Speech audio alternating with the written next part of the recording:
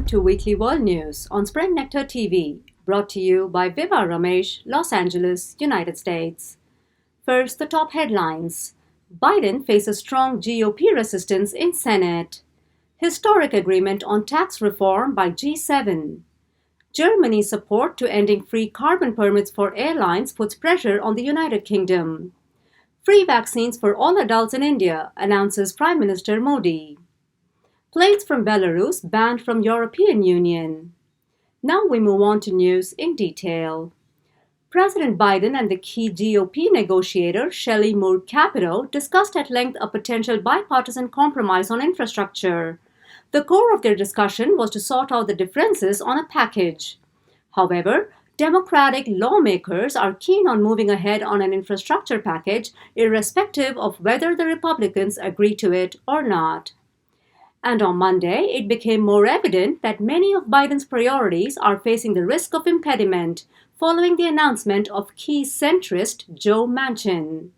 To that effect, on Sunday, Manchin confirmed that he was not in favor of and hence would not support the key voting rules bill. The bill had already been opposed by the Republicans, and Manchin's announcement only widened the existing gap between the two parties.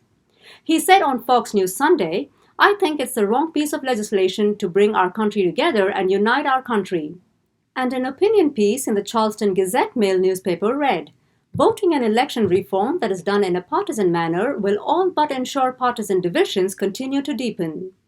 And news as of Wednesday morning had it that even as Joe Biden was flying to the United Kingdom, Senate Minority Leader Mitch McConnell announced that the era of bipartisanship is over. His remark was specifically targeted towards the Paycheck Fairness Act. Biden, who reached Cornwall for the summit, had a good discussion with Boris Johnson on topics including COVID and climate emergency. Meanwhile, an announcement Facebook made on Friday on former President Trump has left him enraged. To that end, the company announced that Trump has been banned from all its platforms for 2 years. Even before this decision was made official, Trump had been suspended from Facebook's platforms on January 7th following the Capitol attack. And now the company's quasi-independent oversight board has fully banned him for 2 years. Nick Clegg, vice president of Facebook, stated that the former president's actions on its social media networks constituted a severe violation of our rules, which merit the highest penalty available under the new enforcement protocols.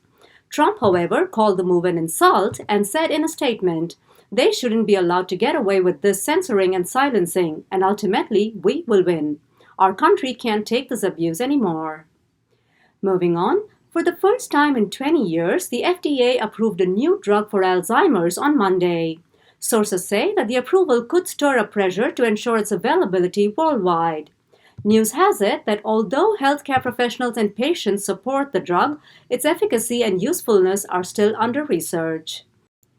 Therefore, the approval came with a caveat that the drug would be administered to those who are part of the Phase 4 trial, deeming it appropriate for continuous monitoring by researchers to test its efficiency. Yet another advancement in the field of vaccine development came by on Tuesday when Pfizer announced the commencement of its COVID-19 vaccine on children under 12 years of age. Sources said that around 4,500 children have enrolled for the study across the United States, Poland, Finland, and Spain. While children aged 12 to 18 years receive the same dose of 30 micrograms as adults, the company proposes to test a dose of 10 micrograms in children aged 5 to 11 and 3 micrograms for children aged 6 months to 5 years. Moving on to the United Kingdom, the G7 group of wealthy nations struck a critical deal to address tax abuses by some of the world's biggest multinationals. Further, the deal will be a pioneer in setting up minimum global corporation tax. Talks on the deal took place on Saturday, where finance ministers from the group agreed on the plan. According to Chancellor Rishi Sunak, the core of the agreement is to have multinationals pay a minimum tax rate of 15% at the least in every country they operate. In other words, big companies including Google, Amazon, and Facebook will have to pay more tax in countries where they do business as well as where they are headquartered. As Sunak said, these seismic tax reforms are something the United Kingdom has been pushing for and a huge prize for the British taxpayer, creating a fairer tax system fit for the 21st century. This is a truly historic agreement, and I'm proud the G7 has shown collective leadership at this crucial time in our global economic recovery. Meanwhile, United Kingdom Prime Minister Boris Johnson plans to utilize the G7 gathering to prepare for COP26. COP26 is the UN climate summit to be held in Glasgow in November and will be attended by delegates from rich nations. Since the rich nations are being accused of stocking up on vaccines, Chair of the International Chamber of Commerce Paul Polman believes that the two greatest global challenges are linked. He said, "We can't have global solidarity and trust around tackling climate change if we do not show solidarity around vaccines." His theory that vaccines were linked to climate action was seconded by the Secretary General of Commonwealth, Patricia Scotland, and hence Boris Johnson plans to call on the world's richest nations to help vaccinate the entire global population by the end of 2022. In his words, "Vaccinating the world by the end of next year would be the single greatest feat in medical history. I'm calling on my fellow G7 leaders to join us to end this terrible pandemic and pledge that we will never allow the devastation wreaked by coronavirus to happen again." Moving on, the European Union's proposal to extend carbon pricing that will end free carbon permits for airlines has a strong backing from the German government. To that effect, the German government is all set to chart out 12 climate policies on July 14th. Falling in line with a European Union target of cutting net emissions by 55% by 2030, the proposal is designed to cut down greenhouse gases at a faster rate. News has it that some of the key items of the package would include reforms to the European Union carbon market and a border levy on imported goods. The backing of the proposal by the European Union has put pressure on the United Kingdom to work in tandem to meet the targets. In that context, Boris Johnson has promised to divulge information on how the UK will meet climate targets before the COP26 conference. Over to news from India. Prime Minister Narendra Modi announced Friday that the government would provide free COVID-19 vaccines to all adults. According to his televised address, the central government plans to take over the task of vaccination from state governments. To that effect, he said, "It has been decided that from 21st June, all adults over the age of 18 will be vaccinated free. Whether it is the poor, the lower middle class, or the upper middle class, under the federal government program, everyone will get free vaccines."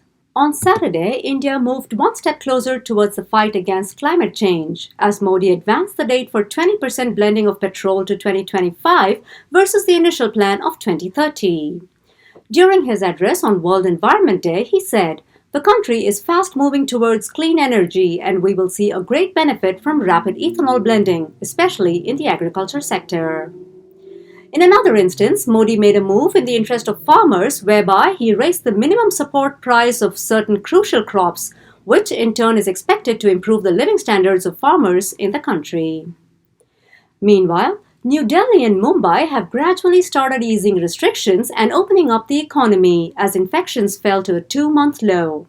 To this end, Delhi Metro resumed operations with 50% capacity as the capital recorded only 381 single-day infections.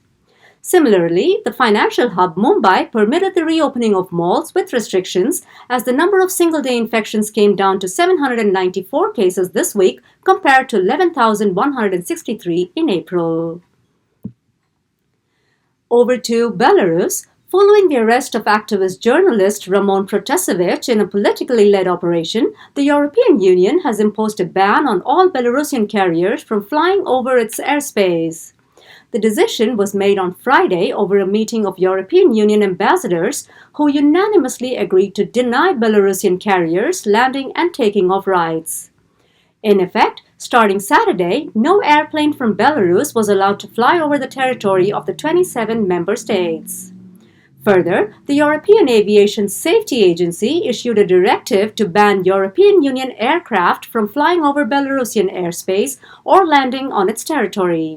Commenting on the twin move, Willie Walsh, Director General of the International Air Transport Association, said, "Banning European aircraft from using Belarusian airspace with a safety directive is also a politicization of aviation safety. This is a retrograde and disappointing development." European Aviation Safety Agency should rescind its prohibition and allow airlines to manage safety as they do each and every day with their normal operational risk assessments.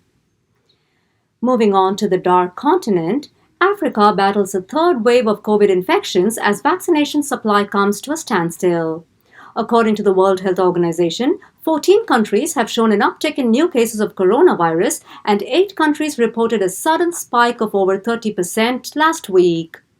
The rapid spike and spread of the virus caused concern among senior health officials who feared that the continent would be impacted in a way similar to India. Commenting on the dire situation, Dr. Matshidiso Moeti, the regional director of WHO for Africa, said, "The threat of a third wave in Africa is real and rising. Our priority is clear. It's crucial that we swiftly get vaccines into the arms of Africans at high risk of falling seriously ill and dying of COVID-19. Going by numbers, Africa recorded 5 million cases and over 130,000 deaths, although sources say that the death toll is an underestimation. And in France, an unknown assailant slapped President Emmanuel Macron during his visit to a small town in southeastern France. The masked man shouted out, "Bonjour Saint-Denis," which is a medieval battle cry. Macron, however, dismissed the incident as an isolated act, as he said in a local newspaper interview. "Everything goes well. We must not let isolated acts, ultra-violent individuals, like there had been some also in street protests, dominate the public debate. They don't deserve it." The incident was probed by investigators who found out that there were 2 men involved, both of whom are 28 years of age. Upon searching their homes, they recovered weapons like a sword, dagger, and a collector's rifle. The 2 men were arrested outside a hotel in southeast France, and the man who slapped the president has been sentenced to 4 months in prison. With that, we come to the end of this week's news bulletin. I'll see you again next week with more world news on Spring Nectar TV. Thank you for watching.